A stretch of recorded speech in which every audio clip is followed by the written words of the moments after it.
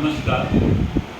નવી નગરી પ્રાથમિક શાળા માલનપાડા, તાલુકો ધરમપુર, જિલ્લા વલસાડમાં શ્રીમદ રાજચંદ્ર ટ્રસ્ટના પ્રી વોકેશનલના શિક્ષક મિત્રો અમારી શાળામાં આવીને ધોરણ 6 થી 8ના બાળકો જોડે ખૂબ સુંદર સમરસ થઈને જીવન ઉપયોગી કૌશલ્ય બાળકોને ખૂબ હસતા રમતા આનંદમય પ્રવૃત્તિ કરાવતા, જેમ કે ભેટ કલમ બાંધવી, એનો ઉપયોગ અમારા બાળકો ઘરે પણ રોપો કાપીને કલમ બાંધવાનો પ્રયત્ન કરીને ઘરના વાલીઓ પણ ખુશ થયા.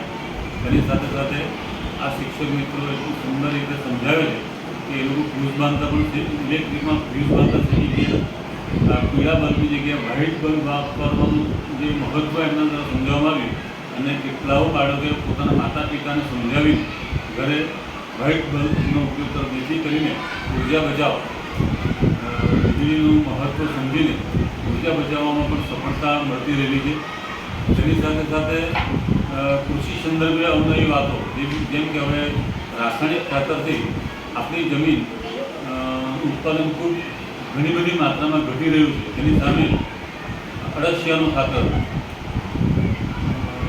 ઉપયોગ, કમ્પોસ્ટ ખાતરનો ઉપયોગ એમને પ્રેક્ટિકલી જ્ઞાન આપવાના કારણે, સમજ આપવાના કારણે બાળકો હવે ઘરના માતા પિતાને સમજાવીને ગાય કે ભેંસનું છાણનો ઉપયોગ પણ પોતાના ખેતરમાં નાખવા માટેનો વાતો કરતા થયા છે.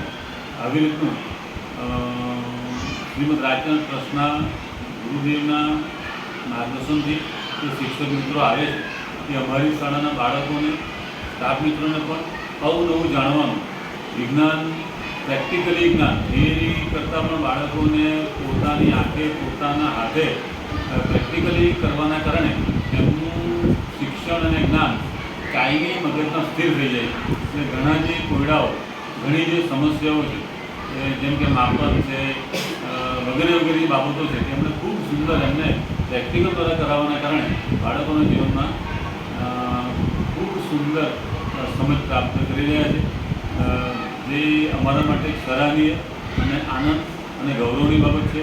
પુનઃ એકવાર ફરીથી સૌ શિક્ષક મિત્રોનો અને શ્રીમદ રાજચંદ્ર ટ્રસ્ટનો હૃદયથી આભાર માનું છું.